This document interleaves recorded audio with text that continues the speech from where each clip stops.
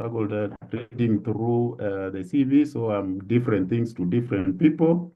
But for the purposes of this webinar, I'm one of you. So I'm an internal auditor. So I do internal audits like you. I'm a quality assessor, so I assess internal audit uh, functions. I train board members. So that I think then means I have something to share. I also see a lot of very experienced professionals within the call.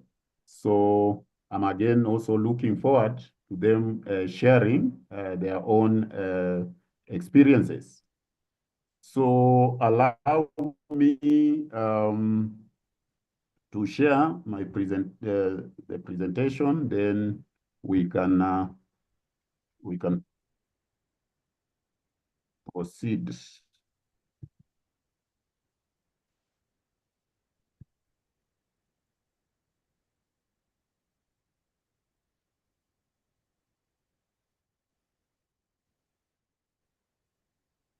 To confirm, you can see my screen?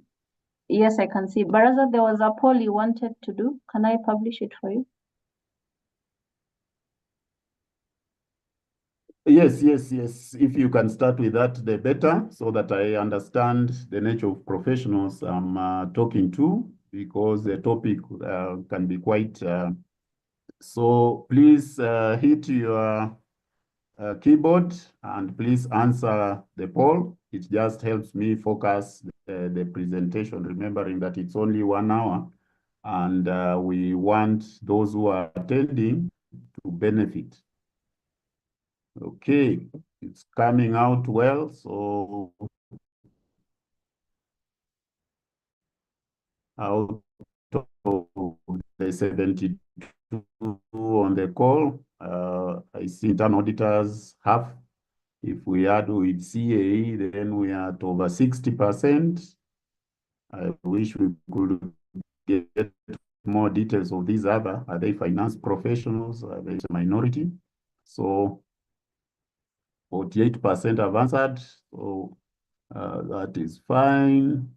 So Dorte, you can move to the next one. Since we are at 70%, I think the chances of the pattern changing is very slim.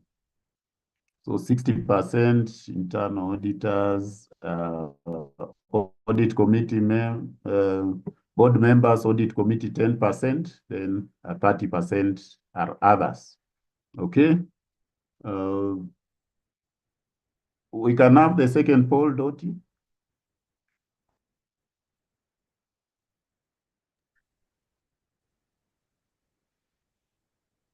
CPA Dorothy. Yes, so I'll publish the other one a bit later. You can proceed as I set it up. Okay, fantastic. Okay.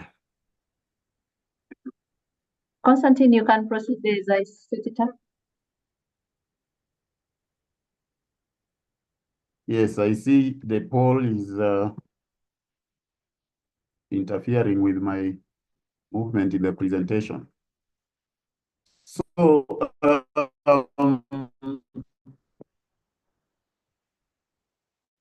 internal audit from cradle to grave, the life cycle of internal audit. And if it was purely to an audit audience, then we'll only talk about maybe the process. But because there are others, audit committee, they are more interested in more than just the process of doing an audit. And therefore, we are going to focus on even the setup, how what should be the look and feel of your internal audit department. So as a leader, and if you have the question, please shoot them on the chat, then we can pick it.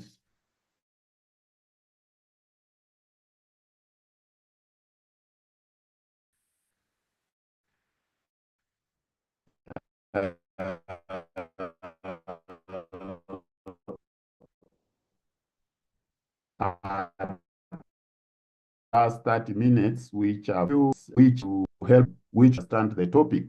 But should you require maybe more details, then you can always reach me through Dorte&Associates. So internal audits, we are going to discuss in the next 1 hour. So the introduction, talking about the definition, importance, governance arrangements that you should have to have a good internal audit department. The internal audit process, so from the setting the strategic plan for the internal audit function all the way to follow up. Then we'll be talking, how do you make your internal audit valuable through the continuous, and also look at continuous improvement. Then towards the end, a few minutes of just taking a glimpse into the future of internal audit. So I think first things first, we are in our, if I'm not wrong, our 3rd week into the new global internal audit standards.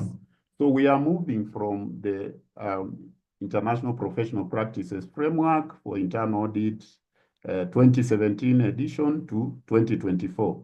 The key highlight being the global internal audit standards, through which many of the elements of the previous IPPF have been collapsed.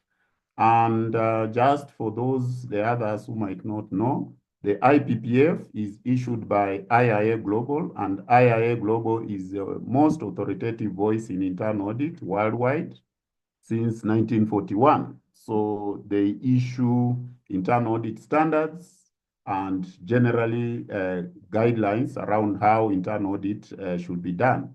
And those the conceptual, the framework, the IPPF Professional Practices Framework, the 2024 edition is styled in 3 main elements. So the Global Internal Audit Standards, which is the majority. Then there is the topical requirements, which addresses specific topics. And then the global guidance, which provides detailed guidance to how various aspects of internal audit can be carried out.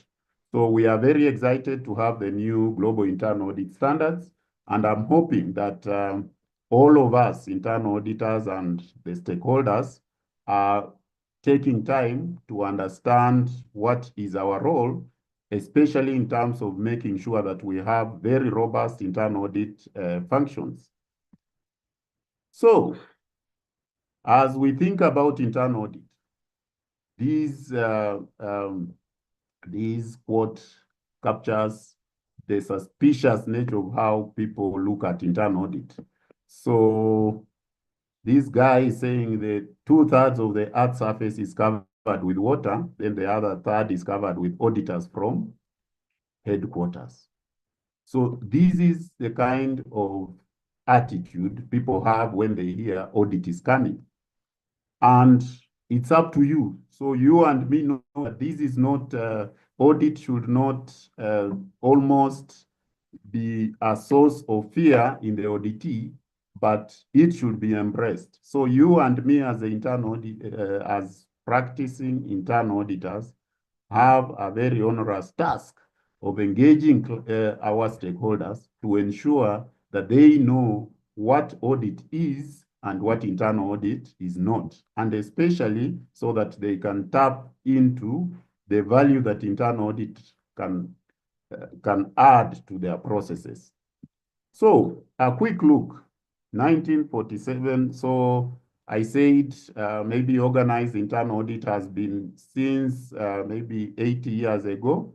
So the definition of internal audit has morphed over the period.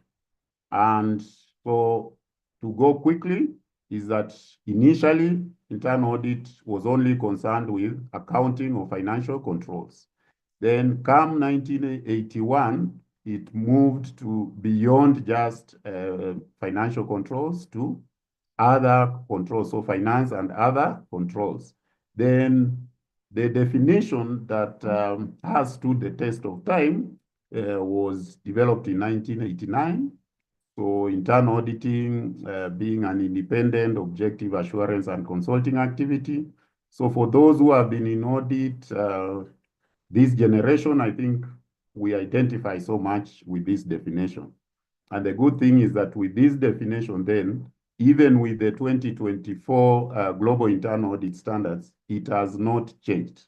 In fact, only one word has changed in the definition. So the word consulting has been replaced with the word advisory. And the standard setters said people associated consulting with an external sort of connotation. But advisory seems more palatable to the stakeholders of internal audit. So keywords there are bolded: independent, objective, assurance, and advisory. Then how do we offer these independent, objective, assurance, and advisory? Through bringing a systematic and disciplined approach to evaluate and improve the effectiveness of risk management, control, and governance processes. So GRC.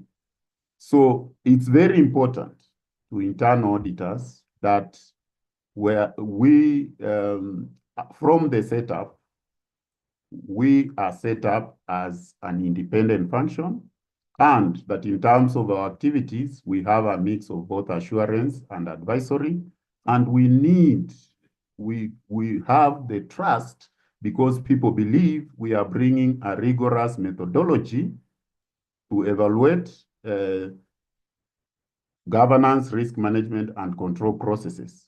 I'll come on to that. So the definition then has informed the purpose of internal auditing. So the purpose of internal auditing, according to the GIS, again, 2024, is to strengthen the organizational ability to create, protect, and sustain value by providing the board and management with independent and risk-based, objective assurance, advice, insight, and foresight.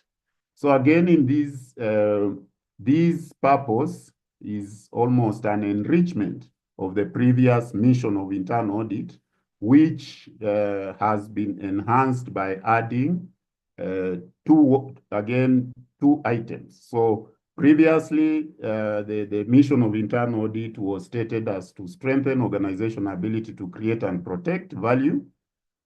And then that was to be done by providing independent, risk-based, and objective assurance, advice, and insight. So the word sustain value has been brought into the purpose. And secondly, and foresight. So the work of internal audit, therefore, spans just beyond assurance. And as you look at this very rich purpose of internal audit statement, is to ask yourself, are you achieving the purpose of internal auditing? So allow me to use this slide that I use quite often to show the evolving nature of internal audit. So before 1980, internal audit was only concerned about financial controls, which was consistent with the 1947 definition. Beyond 1980, so from 1981, when the definition changed, then operational controls came in. In the 90s, compliance and IT controls. In the 2000s, now the full suite of GRC. But beyond now, consistent with what we've seen in the purpose and the definition, people are looking beyond that. So as you see it as audit committee, as you see it as management, as you see it as internal auditors, ask yourself, how many of those my boxes are you ticking? Because if you are still ticking only the first line, which is financial controls, then you are doing a disservice. You really need to pull your socks, because I can assure you the train of internal audit left that station of financial controls alone many, many years ago.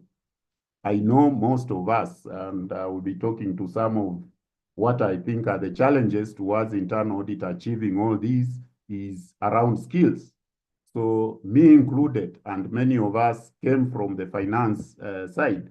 And therefore, our internal audit functions have an overemphasis on looking at financial controls, maybe adding something, operational controls, then a bit of compliance, a bit of GRC, but then we may not do a lot in terms of IT controls, and the whole sphere of consulting, so value, insight, foresight, is really still virgin ground for most of the internal audit functions.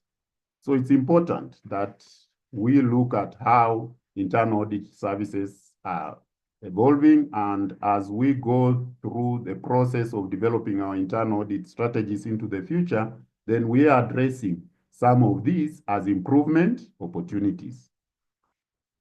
So, picking from domain one, the purpose of internal auditing, internal audit can bring a lot of benefit to organization. So yes, our stronghold is in GRC, but if we help organization get it right in that sort of circle, then these other benefits will come together with it. So improved decision-making and oversight, better reputation, credibility with stakeholders, improved ability to serve the public interest, and then successful achievement of the organization objective, regardless of where we sit.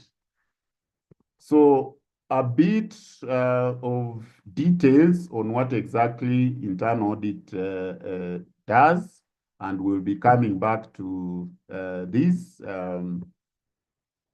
at some point.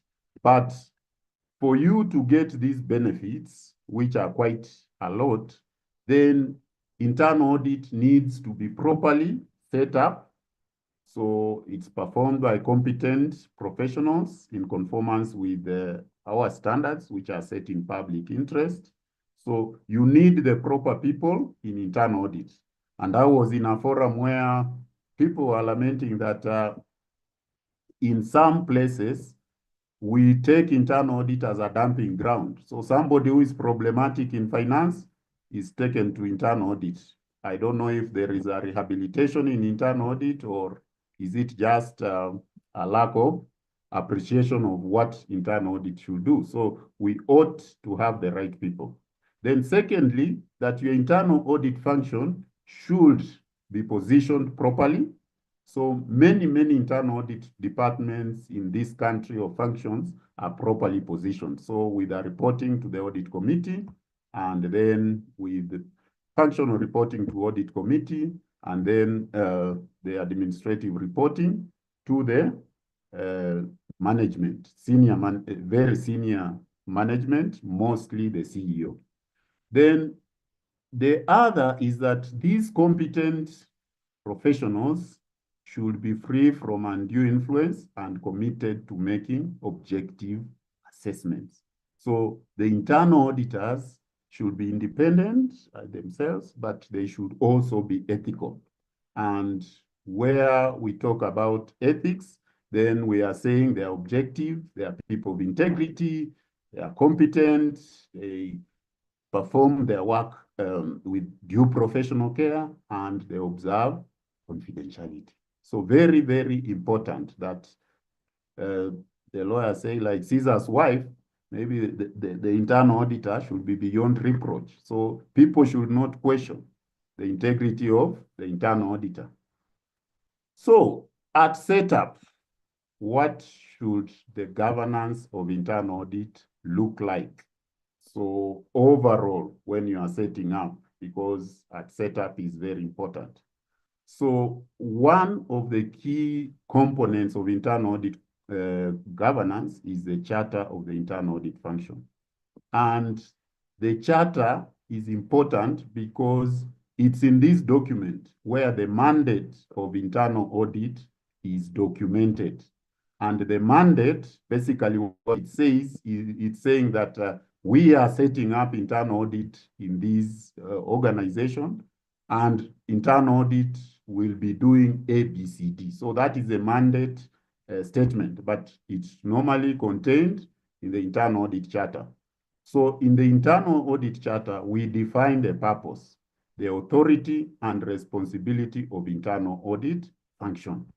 So internal auditors, especially, and with the help of management and the audit committee, ensure that you have a proper charter, because this is a document that defines what you do. So I find some internal auditors asking, should I be doing this? Should I be investigating fraud? Should I be involved in risk management and etc.? And my answer is always standard. What does your charter say? If it's not clear in your charter, then it means you can be thrown around because people are not sure what you are supposed to do. And it's your work as a head of audit, especially, and the other people serving in internal audit to always refer to your charter. If you are added an additional responsibility, then you need to revise the charter to include that function. Now, the second is the position of the chief audit executive. The work of an internal audit department revolves around the chief audit executive, and therefore you need to get the proper head of audit. And apart from the competence that this person comes with, the person must bring leadership into the team. If you have a weak head of audit, then internal audit is not likely to go far, because first, he is supposed to lead the engagement with the stakeholders. One of the things that internal auditor complain is that they are not understood. You cannot be understood if you have a weak person as head of audit. So you need a strong person who can lead the function. You also need the person to lead the other internal auditors through coaching, through mentorship, and so on and so forth. So this position should be at the right, you need to get the right person, but then position it also properly. So for most, the recommended is that the head of audit has to be at a position that reports directly to the CEO so that it's taken seriously even within the organization. The other item on internal audit governance are the reporting line, and I previously mentioned that they should report to the board if it's a small company that doesn't have committees, but ideally through the audit committee of the board. So that is the functional reporting. And if we had time, we will go into what does functional reporting mean? Because at times we say you are functionally reporting to the audit committee, but then the audit committee is not carrying out that functional oversight over the internal audit department, and that also blunts the effectiveness of the internal audit function. The other is that the internal audit should be resourced properly. So the internal audit should have resources that include qualified staff, adequate time, budgets, and technology to carry out their work. So these I will throw as a challenge facing internal auditors across board, but especially in this country. So in terms of staff, you'll find that there are very few internal audit functions with above 5 number staff. And some of these organizations are quite big. At times when I'm asked what is a good number of internal auditors, and by the audit committee, I push it back that I may not, it has to take into consideration the kind of organization, the activities, etc., but I give it the rule of the thumb. If you are an audit committee and you have more members than the internal audit staff, then we have a problem and you need to look at it. Budgets of internal audit need to be ring-fenced. In most audit functions I go to, okay, a number now have their own budgets, which are approved by audit committee. But for most, they will say the budget is somewhere. So in an admin, etc., and you find that the work of internal audit is therefore curtailed because they need permission to access these budgets. At times, the permission is not given. So we need to ring-fence, we need to have the budget of internal audit ring-fenced. And how is it ring-fenced? It has to be tied to the activities that internal audit is going to carry, both from its strategic plan and also from the audit, the annual audit plan. And once it's approved, then if there is any pushback, then the same has to be brought back to the audit committee to explain, you approve this plan, you approve these activities. However, this has happened and therefore will not be able to achieve everything, and let the audit committee then preside over, okay, how do we reprioritize, or if they can push for the same budget so that significant items are not omitted, then we get the right resources for internal audit. Performance evaluation of internal audit. So basically, who audits the internal auditor and what are they evaluated against? So a good internal audit governance should have a very clearly developed evaluation criteria. And there is a lot of guidance around evaluating the effectiveness of internal audit. And in the new standards, the principle of overseen by the board then looks at what are these areas that the board should hold internal audit to account. And there is a whole, again, in principle number 12, a whole new standard on on performance measures. So it's very important, therefore, as you set up and as you run your audit function, that you have almost a more detailed, balanced scorecard of internal audit function rather than a very narrow, this was our plan, these are the activities we've done. A proper evaluation of the internal audit function should be more wholesome, touching different items as identified in your strategy and those required to be reported under the different internal audit standards. So I will not go into the details of the charter, but it's an important document, a must-have for all internal audit functions. Then these are the code of ethics. So for the internal auditors, this is what, when people look at you, they see this kind of person, a person of integrity, a very objective person, a competent person, a person who is professional, and a person who maintains confidentiality. So again, are you ticking these every other time? I say one of the, I was giving an illustration on objectivity, that anytime you are going to audit someone,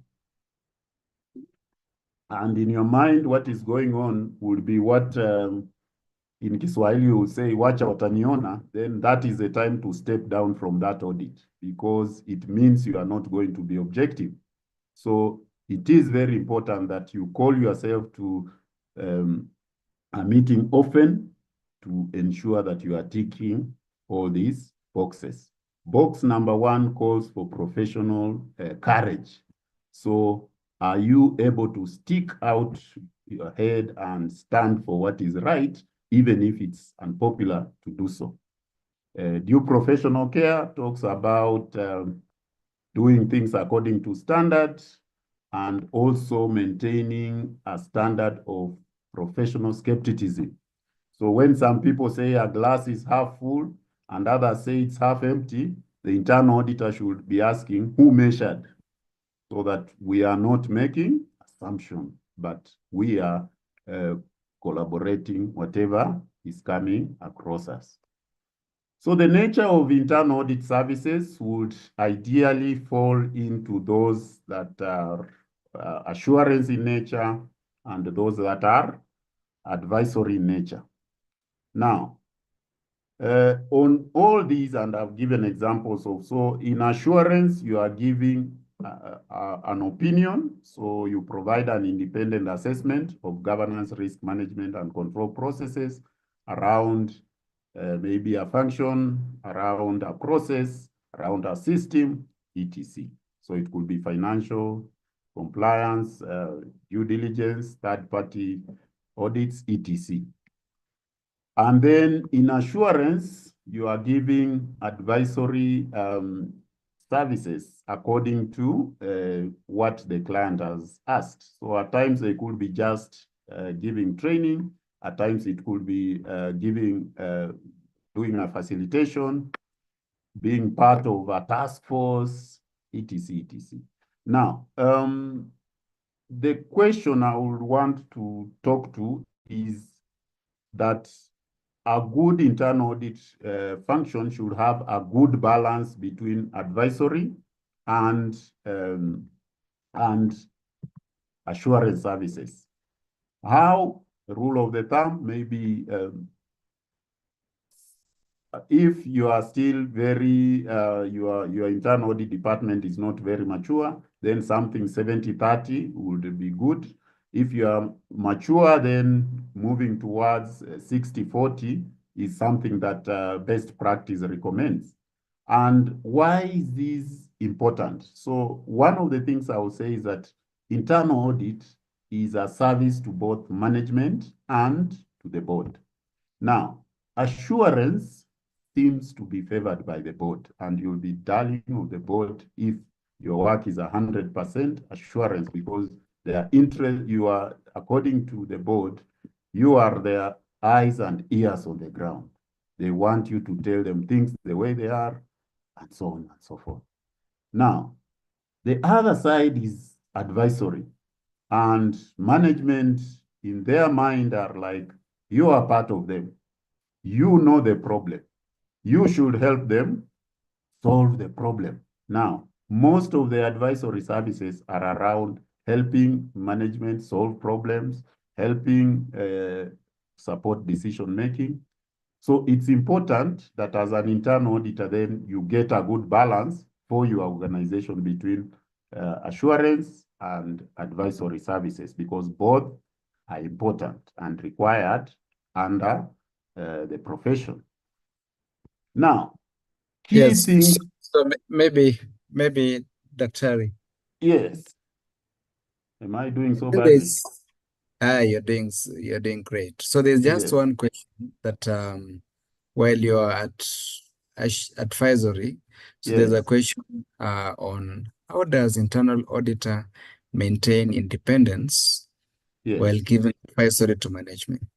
So maybe you can touch on that as we progress. Thank you. Okay. Now, one of the things is what I'll talk about assurance is that advisory services is whenever you are faced with a situation of giving advice, then you need to assess it, whether it will impair your independence. So it's not like any kind of advisory work will impair your independence. So the first check before you accept any advisory service is checking that it will not interfere with your independence. Secondly, you need to check that it's related to governance, risk management, and control processes. So we do not offer advice anywhere, and we don't put ourselves in situations where through advisory services, then we are carrying out management services. So there is guidance around the process of accepting advisory services to ensure. So if, and an example is given, where maybe the independence of the individual auditor may be compromised or may be impaired as a result of carrying out advisory service, then the head of audit can, in future, if there is need for advisory services in that area, to appoint another auditor to carry out, then they would have addressed that. But if it's going to impair the full internal audit service, then what you need to do is either to decline or state that to both the requesting party and management, so that they can then make a decision, so that if you do it, then you cannot, for instance, review it, and therefore they will have to get somebody from out. So what I could give advice to the somebody who's asked the question is, first, you need to have a criteria of accepting advisory services in your charter. Or if your charter is that brief, then in your audit manual, you should have given what kind of advisory services you can take on, and also the process of accepting, so that whenever somebody asks for advisory, it's going through, they know that it has to fit these criteria. Otherwise, the challenge again around advisory services is that you may end up being given all manner. I know management can even ask you to check who has clocked in the morning and who has not, which are basically supervisory work for management. So you need to create a criteria of accepting advisory work, and where advisory work has been requested, then you need to discuss with the board and senior management potential impairment that may come with it and what the consequences will be, so that they can then make a choice of whether to still have you offering that advisory service. Okay, so let me move. So in internal audit, especially for those who are new, and we talk about, we provide assurance around governance, risk management, and control processes. So governance is how the entity, the stewardship of the entity. So the owners of the entity are not there. They've delegated this to a small board of directors, and the board has put in place a governance framework. So the board of directors and the committees, among many things, governance elements. So we need to understand how these things are working and incorporate them into our tests. Our previous standards envisaged carrying out independent audits of these governance processes, risk management processes, but the new standards seem to want you to incorporate that into individual audits. So as part of the annual planning, they want the internal auditor, the head of audit, to understand the governance, risk management, and control processes. Then also at individual audit level or engagement, then in the planning also, they want you to look at the governance, risk management, and control issues related to that specific audit. So it's important, therefore, that anybody coming to carry out internal audit work should understand governance processes, should understand risk management, and should also understand controls and how these three interact. So we don't have time to go through what each of them is, but it's important that the internal auditors understand. And again, basically, the role of audit in these three processes is to evaluate the effectiveness and efficiency of these processes. So it is the board's mandate, for instance, to ensure we have a good governance framework. It is management's responsibility to ensure we have a good risk management and internal control processes. And therefore, internal audit comes in to give an assurance that these processes have been set up the way they should be and that they are working well. So if, for instance, there is a control breakdown and there is a fraud, and somebody asks, where is internal audit? My take would be, whose responsibility is it for managing frauds? And your charter, again, I keep talking about the charter, should be clear. What is your role in this process? If you've been given the role of some role, then just to that extent is where you are culpable. Otherwise, these processes should be developed and implemented and controlled by management. But it is important that every internal auditor understands the governance, risk management, and control processes. The maturity of these three elements will then dictate how internal audit is going to operate. If you have very good governance processes where we say the tone at the top is correct, then chances are internal audit will be supported, internal audit will be appreciated, and so on and so forth. If, on the contrary, you don't have good governance process, then internal audit can do whatever they do very well, but then they will not get the support. They might not, people might not understand why they exist, and so on and so forth. So the value will not be realized. So it's important, especially when you are appointed as an internal auditor, or as to set up, to understand how mature is your institution in terms of governance, risk management, and control processes.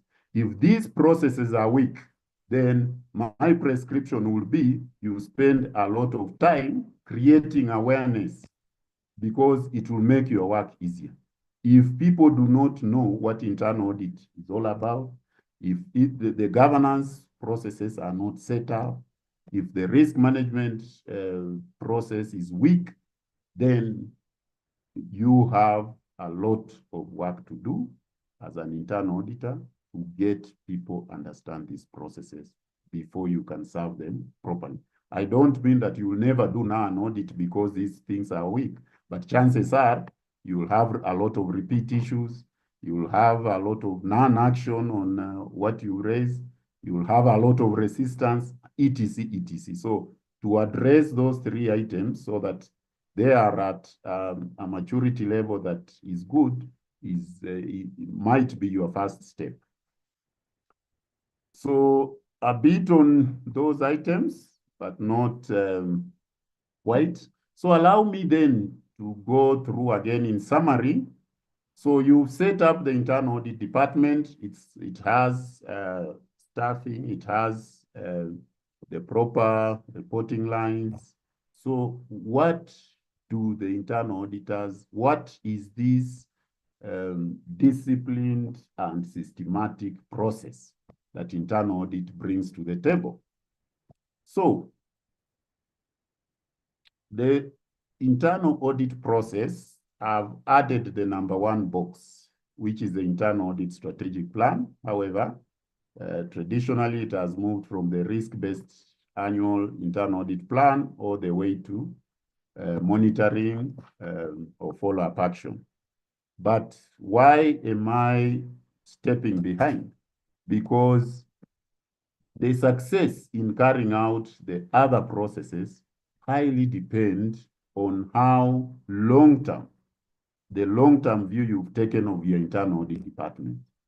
How in sync is your internal audit department with the direction the organization is taking?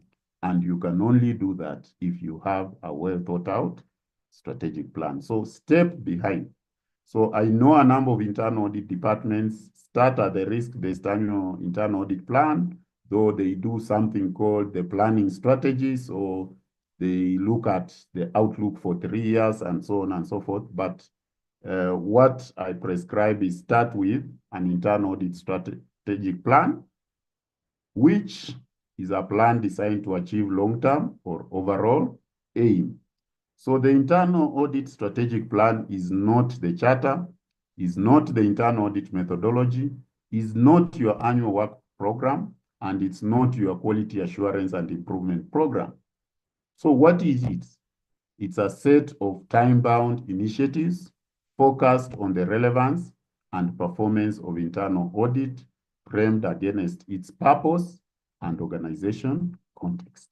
So what you can talk about the strategy is almost like the audit charter meeting the organization strategic plan. So this is the internal audit plan. This is the internal audit function. We exist to do this. We have this authority. We have this responsibility. Then this is the direction the organization is going. So how do you serve the two? So your strategic planning process so will be similar to what maybe the organization itself goes through. So you start with understanding the business context and objectives. You want to understand the stakeholder expectation, develop an internal audit vision, mission, look at the critical success factors, what will make you tick, performance SWOT analysis, then develop key initiatives. So from these, then you develop your strategy, which should have your vision, mission, situation and stakeholder analysis, your goals, objectives, and a process to monitor and evaluate that performance. So ideally, this should be should draw from the organization strategy. And I've given examples of situations where the organization has a strategy that says we are going to automate 90% of our processes. But when you go through the annual audit plan of internal audit, it has no ICT audit. It has no automation of the internal audit itself. So then you start asking yourself, which institution is this internal audit then serving?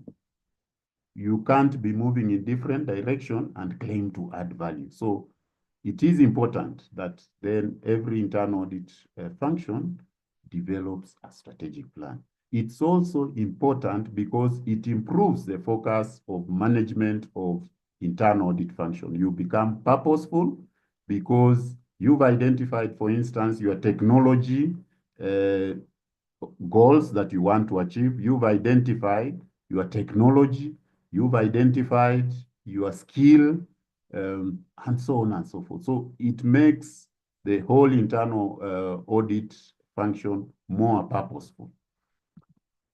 So from the strategy then, of course, you draw it informs your risk-based annual planning.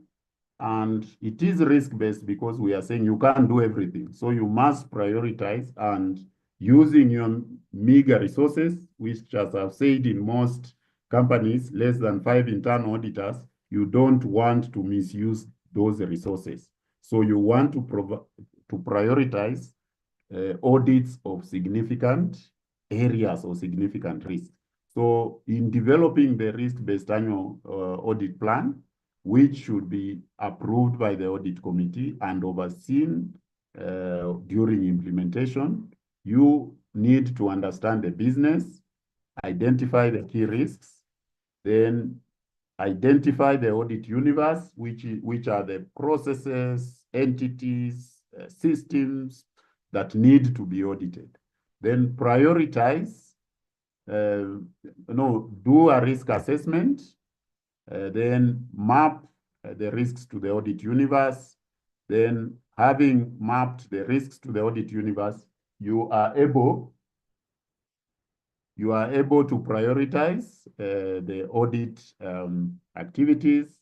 Then you will have a plan ready that should be considered by the board for approval. Now, the process of approval is a place where I've noted some improvement opportunity. So you need, in the approval process, you need to get feedback from the expectations of management and also the audit committee. So for most of us, after we've prepared the internal audit plan, we either present it or we send it on email to management and audit committee and ask them if they have any comments. And in most cases, then maybe there is no response and we say we did. The standards envisage an active process of soliciting their expectations. So as a head of audit, what is expected of you is to go sit with especially the senior managers one-on-one to get any input that you would want in the audit plan. An email is not good enough. Again, for audit committee, you need to have, again, an active process. I see some audit functions actually organizing either a workshop or a board retreat, of course, doing other things, but which will have a theme around the audit plan, and they are able, therefore, to consider the internal audit plan more comprehensively. Then once it's approved, you execute, but if there are significant changes, then you make revision to the plan. So the plan is not cast in iron. Those are some of the considerations you want to have in prioritization. So apart from risk assessment, you may want to look at the materiality of the area. You want to see if there are any management concerns about the area, significant operational changes have happened, and any legal or regulatory requirements. So if, let's say, something is required to be done every year, then of course it has to be taken as such. Then engagement planning. Now we are in the mechanics of the audit itself. So you need to be purposeful in planning, because as that guy there says, if you fail to plan, then you are planning to fail. So despite the fact that you've been doing audits over and over again, whenever you are faced with a new engagement, you need to go through the process in a systematic manner, because getting planning wrong means you'll have a half-baked work at the end of the day. So in planning for an engagement, we want to understand the context and purpose of the engagement, gather information to understand the area of process under review, conduct a preliminary risk assessment, form engagement objectives, establish the boundaries of the scope, allocate resources, and document the plan.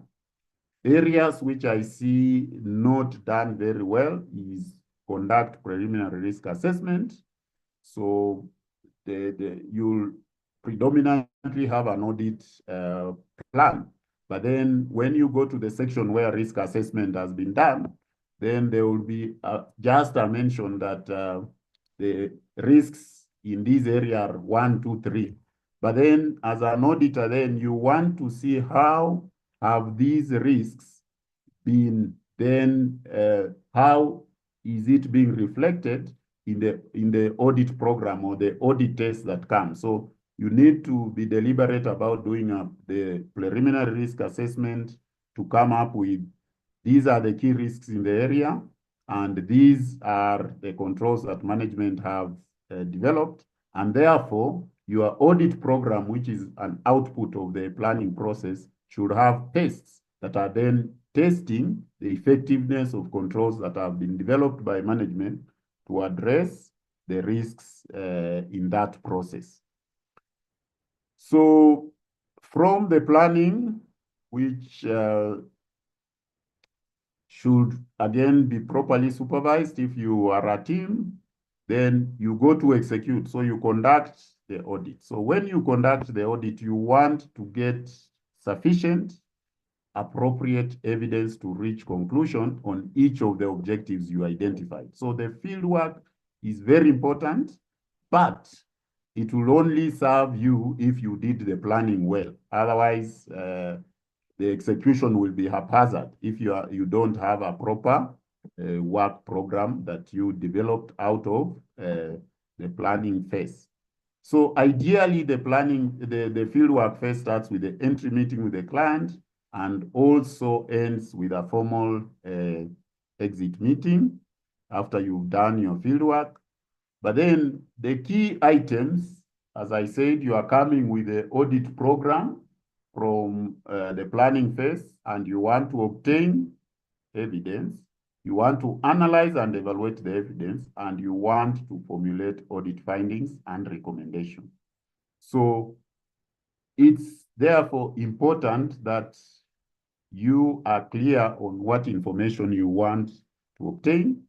As part of your planning process, you want to understand what is the criteria to set up, what are the goalposts in terms of what am I checking against? And that will be very important in analysis and evaluation of evidence, because we are comparing what we are finding against what should be. Therefore, in planning, you must be very clear on what are those controls or what are those guidelines that have been developed for the area. Then in formulation of findings, of course, you formulate findings from a difference between what you expect, what is expected, and what you found. And as part of the formulation of the finding, you have to subject it to what we call a test of significance. So not everything should be reported, but only significant findings. So in evaluating and formulating audit findings and recommendations, you ought to subject the probable findings to a test of significance. A key thing around execution is to have a good entry meeting, because a good entry meeting is an audit halfway done. What do I mean? That in a good entry meeting, you ought to allow the auditee to talk more than the auditors, because the typical, we've been carrying out entry meetings where you are almost in a hurry. So we will be here from this place, we'll be doing this for this period, etc., etc. Then you ask the auditee, do you have any areas of concern? And that process, the way it happens between maybe 15, max 20 minutes is not sufficient. If you change the other way and allow the auditee to tell you about their business, their area, etc., how they report, how they do what, you are already halfway through the audit process. So it's important. Then during the exit meeting, the key thing is you need to discuss the potential findings. So the focus of the exit meeting is to clarify the issues that have come up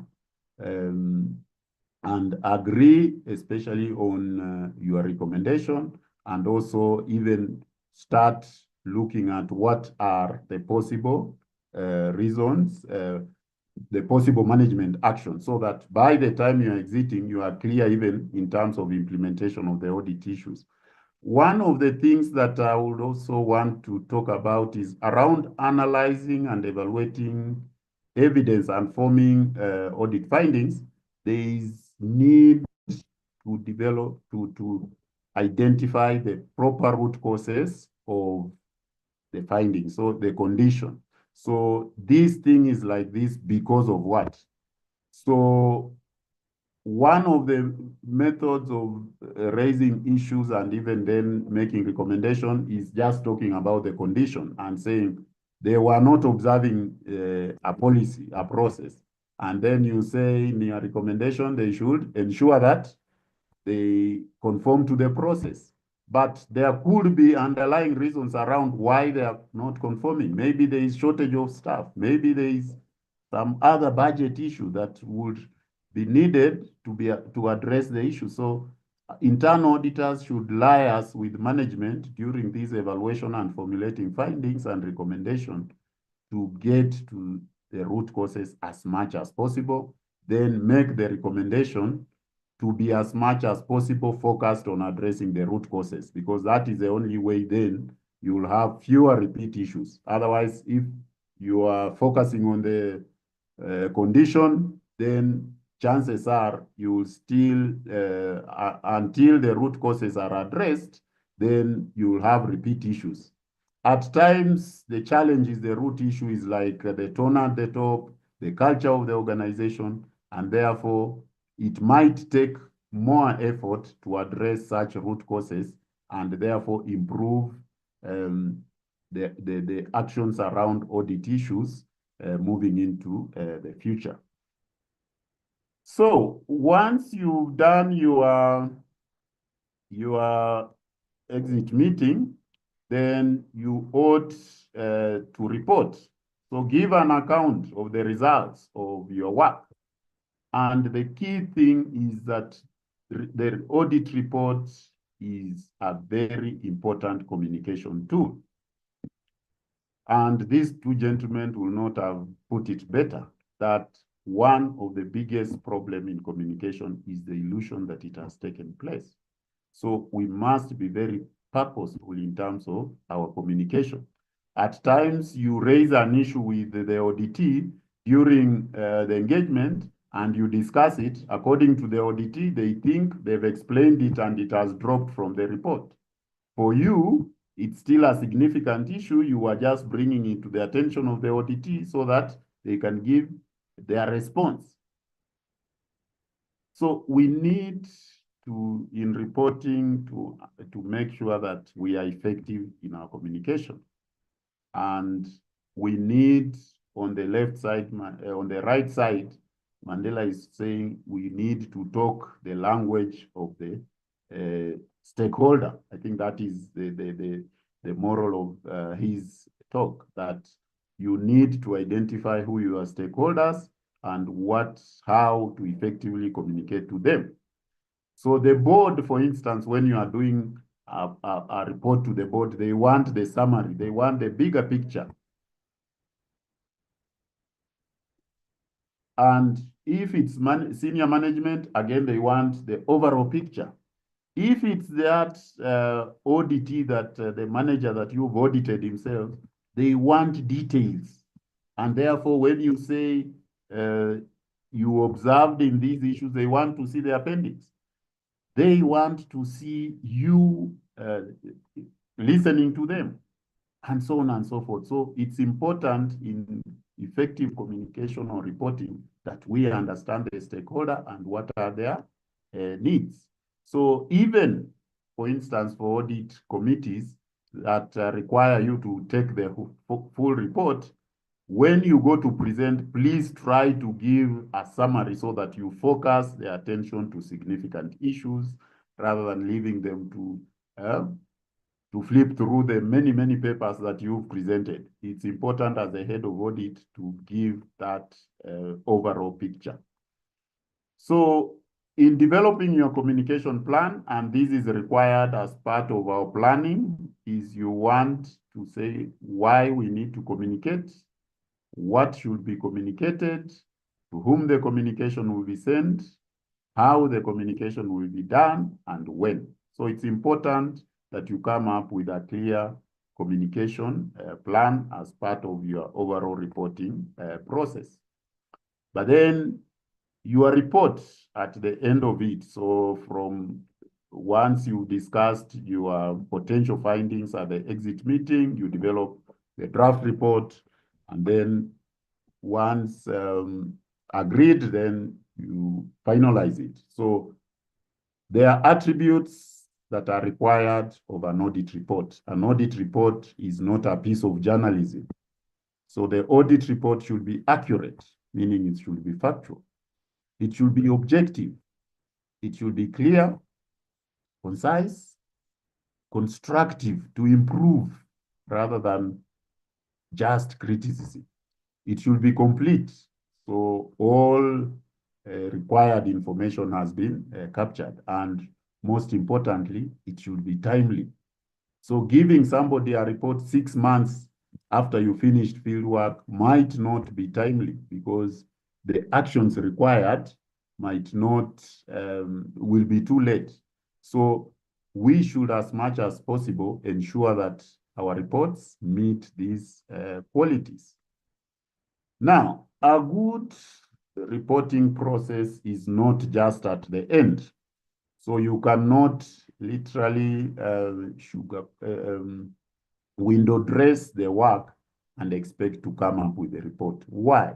Because the things that are going to your report transcend all the phases of the internal audit process. So from the planning document, you are picking the objectives and scope, going direct to the report.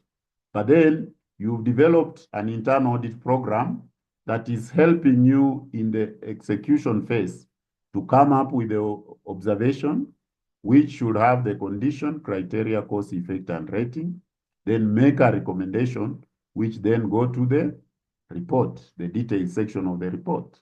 And then management will respond to that. And from that, then the other process, which is outside now the reporting, is the follow-up review. So it's important that we understand that you cannot start an audit process from the reporting, where you do things, you've not done proper planning, then you do a bit of just some field work, and then expect to have a good report. So it's important that internal auditors follow these disciplined and systematic process to the letter.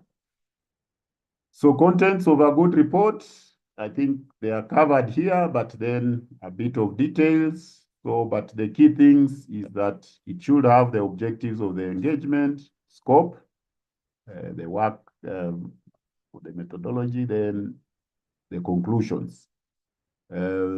Preferably an overall opinion around the control environment should be given. And also you need to recognize positive aspects of the area where you just done. So those are some of the contents that you can pick. Now, at the very end of the audit, you don't stop there, because we are saying audit is supposed to improve the governance, risk management, and control process. So until those audit recommendations and agreed management actions are implemented, then you can't say you've been successful in an audit process.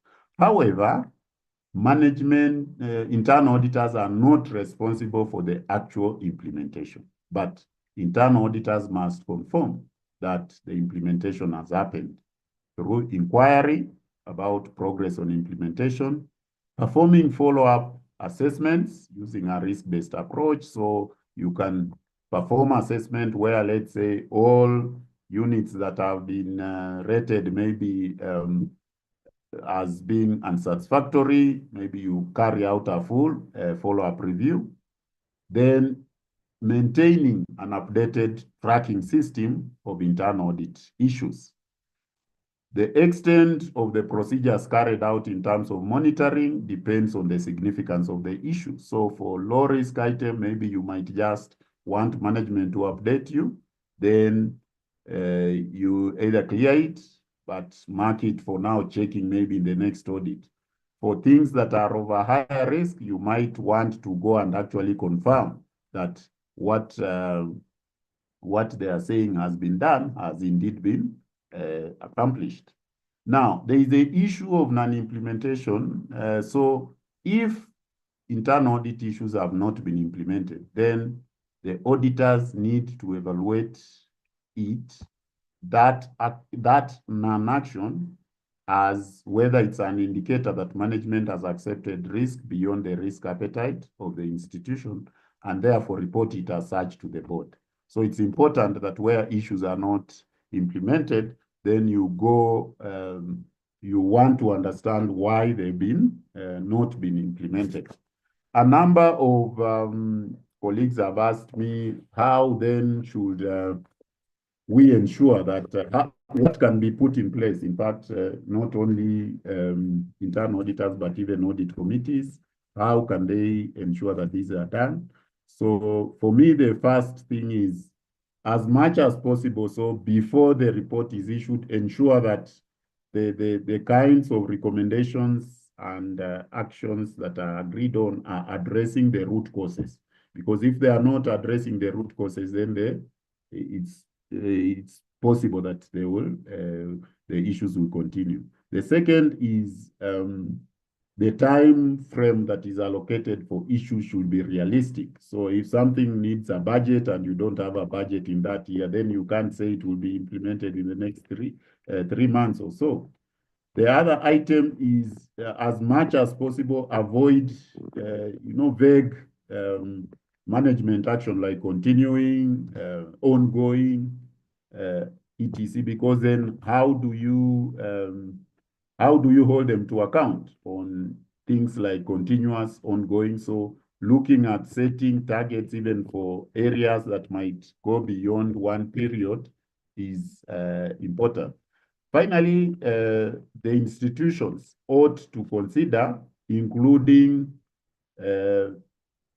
implementation of internal audit issues as part of the management's balance scorecard, so that people are held to account when issues are not implemented, among other measures that you may come up with. So I talked earlier about who audits the auditor, and I want to say that yes, the auditors are audited, and the audit or the evaluation process for internal audit is in-house. So a good internal audit department should maintain what we call a quality assurance and improvement program that is designed to evaluate the internal audit activities, fidelity to the standards, and also progress towards achieving its own performance objectives. So each head of audit should develop a quality assurance and improvement program whose objectives are those many items. I hope I see like we need to wrap up. Okay, the time is gone. So we need to have archive, and the components of archive have internal assessments and external assessment. I see internal auditors focusing so much on external assessments and forgetting the internal assessment components. The internal assessment components are the ones that will ensure that there is continuous quality within the internal audit function. As part of, again, ensuring continuous improvement and quality, there is the whole concept of internal audit capability maturity model, which has been developed to show the various areas or levels in the evolution of a good internal audit department. So from one that is really very basic to an advanced one. So it's important that the audit team, or together with management and the board, chooses an aspirational level to which internal audit should aspire to have. And these models will have descriptors of what the look and feel of the internal audit activity at that level. So it can make the work of developing performance measures very easy. The last item I want to talk about is the future. So internal audit is bound to change in the future, and this survey by IIA points to 56% of the stakeholders agreeing that internal audit role will be different in future, and therefore we must change as internal auditors. We either transform or risk becoming irrelevant in the future. So we need to engage stakeholders to shift the current perception of internal audit, embrace technology, expand our scope, so go beyond assurance, because in this expanding scope, what they are saying, there is blurring of the second and the third line of defense, and internal auditors are especially being called upon to carry out the coordination and collaboration with other assurance providers, connect the internal audit with strategy, and grow our talent pipeline.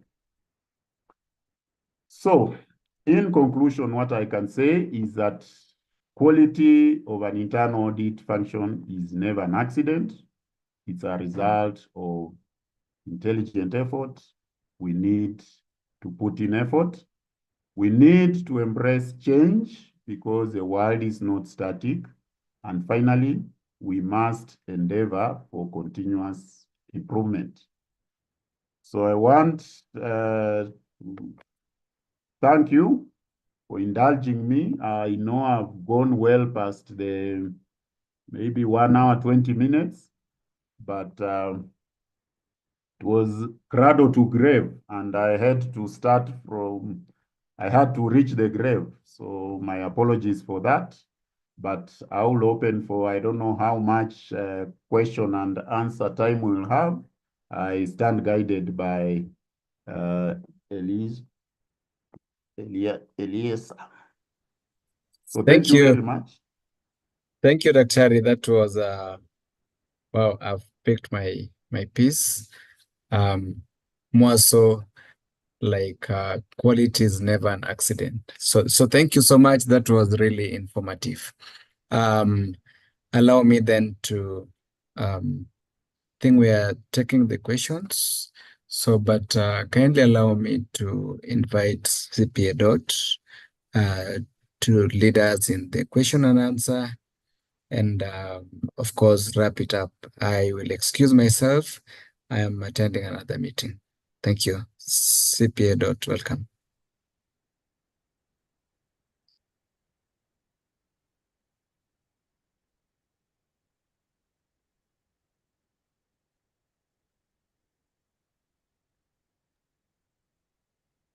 Okay. Wow. Thank you. Okay. You can hear me? Yes, loud and clear. Thank you. Okay, so I'll go quickly through the chat section for questions, although I see some of them have been answered. There's one here, Daktari, and the question is, actually, it's just a request for you to comment on the balance between assurance and advisory to maintain independence, and that internal audit is continually challenged to deliver value beyond just pointing out what's wrong. And management's view is that you know the answer, but you just won't tell us. So perhaps you can comment on that. And Daktari, you also have a view of the chat section, so you can pick out any that has not been answered. So that is one question. Then there's, I can give you a couple, then you answer them once.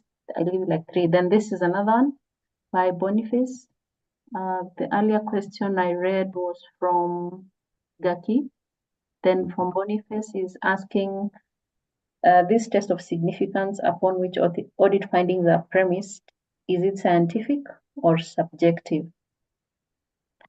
Okay, then third question, how do you handle clients who never accept any audit finding whatsoever? So you can take those 3. And meanwhile, thank you very much for trying to capture the birth to the death of an audit within 1.5 hours. So please answer the 3 questions. Okay, so the first question is around the balance of advisory and assurance. So, like I said, there are no fast and hard rules, but we should endeavor. Now, I talked about depending on the maturity of your function, then you may the more mature the institution is, you will do more of advisory and maybe less of assurance. But at the beginning, you may have even 90-10 because the organization is still not very mature. And how does maturity help strike a good balance? Is that things are consolidative, so that even when you are creating your audit plan, you are asking management and the board for input. And therefore, many of what will come as ad hoc, I think we call them ad hoc, will ordinarily have been picked in the plan. Again, would have been picked in the plan, and therefore you will have less items that are very out of the audit plan and therefore come as advisory. The second, so as I said, maybe in the short run, you should endeavor to have like 70-30. Long term, if you can achieve 60-40, then that is good, because remember, advisory is where value added services, insights, advice will come more. And at times, even the advisory can come from a normal assurance engagement. So it's important that to give value, we don't refuse advisory. I had already talked about how you ensure independence, so come up with a criteria of accepting advisory services, and if there is potential impairment, then you need to let those who have requested for it know, and if it's possible to put safeguards, then you put safeguards. If it's not possible, then you decline and maybe get somebody from out, maybe to do it, or like that. Let the people who are requesting do it differently. The test of significance, it's not set it's not okay, it's scientific, I would say, but it's not cast in iron. It will be specific to the institution, because what the standards say is that you have to look at the risk that the issue presents, and therefore you need your risk rating matrix. So you look at the impact, the potential or real impact that has happened, and also the likelihood of occurrence. So basically, you use your risk matrix to test that significance. There are clients who can't accept issues whatsoever. That is, I talked about the cultural issues, or tone at the top. You need proper interventions. Maybe you step aside from, you spend more time on what now principle number 11 talks about, or standard 11.1, so stakeholder engagement. So take a lot of time. If you are experiencing a lot of resistance, it means people do not understand what audit exists to serve. And therefore, you need to take time to take them through.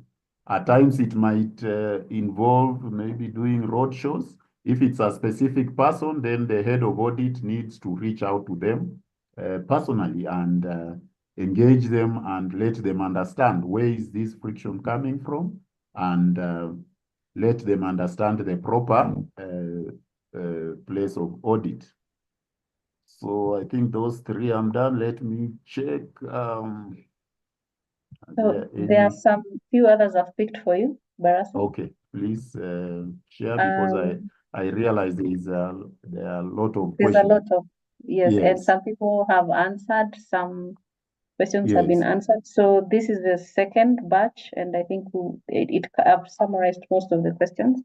Okay. So just to answer this, there are people asking whether we will share the presentations. This discussion is live on YouTube. I'll share the link in the chat, so you can always go back to it and re-listen to it. Then, so I'm going to give you the next batch of questions, Dr. Hari, and one is was asking about where the head of audit is reporting to the CFO, whether that positioning is correct, and then reporting to the CFO administratively. Then the other question was how to factor in advisory services by the internal auditor, where majority they're expected to do assurance, or where the plan is mostly assurance. How do you factor in advisory? And then there's a question here of what is the role of the internal auditor in preparation of policy documents for the organization? And finally, conflict resolution. So I think when you answer this, you can also do your parting shot. Okay.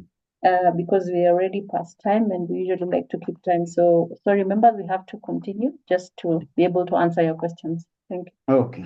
Thank you. Okay. So there is a question of head of audit reporting to the CFO, and I think that the way the standards are worded, they seem to allude you could report to somebody in senior management, but who is not CEO. But the practicability is that the CFO in most instances is quite an auditee in themselves.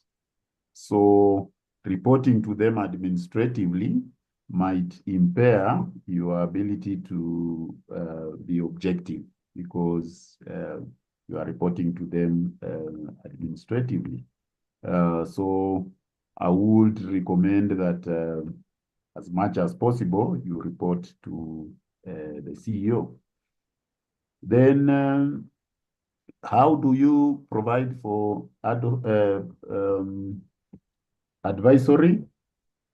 In your plan, at least put away some time. You know, when we are doing planning, we plan for, of course, the available days, and we give, so the plan, let's say you have 15 audits, or maybe those will be done in 9 months, or the equivalent in Mondays.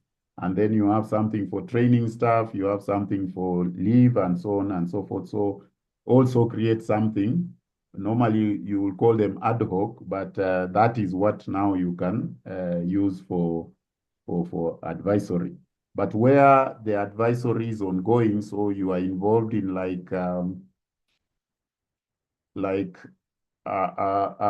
an implementation of maybe a new system, then that becomes, because your resources are involved there, you put that as part of your advisory activities. Then in policy documents, development, you might only have an advisory role because you are not supposed to develop policies for the organization. So you can take an advisory role where you can review maybe what has been done, but ideally when now you are doing, because remember policies normally they entail the controls, isn't it? The management actions to response towards the risks. So you can also review them from that angle of design of controls. So then that will suffice. So I want to really thank all of you who attended this webinar. Some of you very close friends, my clients, people we started with in audit, and people we continue to interact. Thank you very much, Dorte, for this forum where you allow professionals to share knowledge. I'm sure it will go a long way in enriching what people are doing. I would encourage internal auditors that internal audit is a very rich profession, and you have enough space to grow. Only that look at your skill set. So as an individual, take care of your professional development. Be proactive as an internal audit, because in internal audit you are exposed, and therefore take advantage of the fact that you join internal audit and you are interacting with senior management, you are interacting with the board. I don't understand why many internal auditors do not become heads of CEOs of institutions, because you are in a very privileged position. So the future of audit is that we must adapt to the changing things. So ESG, big data, data privacy, AI, issues of outsourcing, we need to align ourselves to the direction our institutions are taking. And if we do that successfully, then we are going to be effective as internal auditors and have internal audit function. Thank you very much. God bless you. And I wish you good internal audit practices or experiences. Thank you.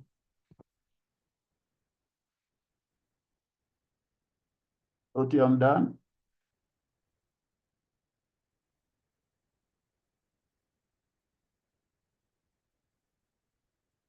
Are you there?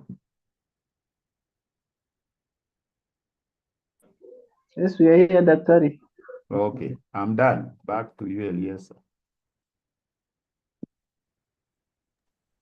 So, thank you, Daktari. Sorry, I had a technical hitch on my computer.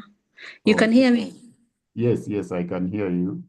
So I've signed in via my phone, and just to say thank you very much for your time. Unfortunately I didn't hear your parting shot, but I'm sure you've done your parting shot. That's Yes. okay. Yeah, so thank you everyone for your time. I already shared in text the link for the YouTube, for the live YouTube, and you can find the conversation there. So without taking more of your time, because you're already past time, we thank you all for attending, and we ask you to look forward to our next event. We usually do our free webinars every last Thursday of the month from 8 to 9:30 p.m. Then we have the X-Space conversations on the third Wednesday of the month. Then we have our coffee dates on a monthly basis where possible. So thank you very much for your time. You can reach out to us. You can find us on LinkedIn. You can find us on our website, and we are available to answer any of your other questions or to serve you in any other way in relation to GRC. Thank you so much for your time. Thank you, Daktari, for volunteering. We know that you're very expensive otherwise, but you volunteered so that the professionals can learn from you, the business people. And I hope that we have all seen the value that internal audit can add to you. And we've also understood how it goes from beginning to end. So in our future discussions, we will perhaps go in depth in some areas, depending on your needs and your requests, and also depending on what you want to discuss in that particular month. So from us at Dorte&Associates, we wish you a good night, and we look forward to seeing you in our next session. Good night, thank you, and bye.